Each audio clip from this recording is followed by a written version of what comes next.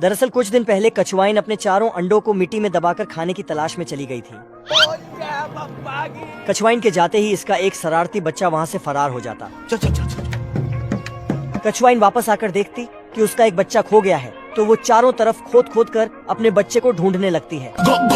इधर उसका शरारती बच्चा कुत्ते को चिमटी काट कर चला जाता। राम राम लग दरे, खराब हो जाएगा, मैं माँ अम्मा बहन पे आ जाऊंगा मैं इनकी। कुत्ता जैसे ही अंडे को पकड़ने के लिए भागता तो अंडा मुर्गी के नीचे जाकर घुस जाता। मुर्गी की आवाज सुनकर मुर्गा दौड़ कर आता है। क्या हुई? मुर्गे को देखकर कुत्ता अंडे को पीछे छुपा लेता। मैं नहीं बताऊंगा। कुत्ता अपने दोनों हाथ आगे करके गजब टूपी बाजा। टिकटॉकिए हो। कुत्ता इसको ड्रम में पैक करके मुर्गे की ऐसी पहलाई करता है कि मुर्गा हार मान लेता। छोटे उस्ताद का गाना सुनकर सारी मुर्गियां धड़ाधड़ अंडे देने लगती हैं। और इधर पनौती लाल इतनी सारी मुर्गियां एक साथ देख भाई आज ऑमलेट नहीं बनाऊंगा, आज तेल का ऑमलेट बनाऊंगा। अपनी गरीब झोपड़ी को ब्यूटी पार्लर में बदल देता। और सुंदर मुर्गी बनकर जैसे ही बाहर निकलता, क्या माल है यार। लौंडिया का नशा कुछ ऐसा सर पर चढ़ता। क्यों? क्या हुई? तभी मुर्गियों को ब्यूटी पार्लर दिखाई देता। सब सजने संवरने लगती है। इधर पनौती लाल ठुमके लगा लगा कर मुर्गे को अपने जाल में फंसा लेता और अपनी रुमाल गिराकर, लेकिन वही खड़ा कलुआ राज ये सब देख लेता।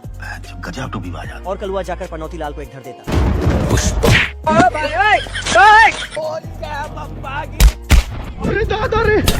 कलुआ इसकी ऐसी धुलाई करता है कि किसी ने सोची ना होगी।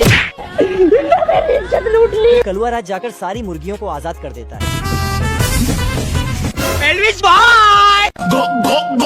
ये दोनों खरगोश देवताओं का खाना बना रहे थे। तभी किसी बात को लेकर इनके बीच बहस हो जाती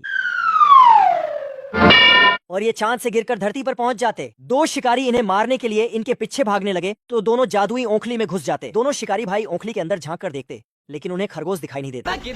फिर इधर उधर देखकर ओंखली को उठाकर अपने घर ले जाते, जहाँ बड़े भाई का लड़का ओंखली के पास आकर अपनी माँ से उसमें धान पिसने के लिए बोलता है, तो उसकी माँ एक मुट्ठी धान डालकर जैसे ही मूसल मारती, धान की नदियाँ बहने लगी। फिर सब मिलकर दिमाग लगाते हैं और एक सोने के सिक्के को डालकर मूसल मारते। अब इन लोगों के पास इतना पैसा हो जाता कि अपनी झोपड़ी को हटाकर महल बना लेते। तो ऐसे के साथ साथ दोनों भाइयों में ईर्ष्या भी आने लगी। दोनों भाई छोटी छोटी बात पर लड़ने लगे। जब ये बात महाराज को पता चली तो सैनिक भेजकर दोनों भाइयों को दरबार में लाने का आदेश देते हैं, जहाँ एक लोहार छेनी हथौड़ी लेकर जैसे ही ओंखली पर मारता, ओंखली गायब हो जाती।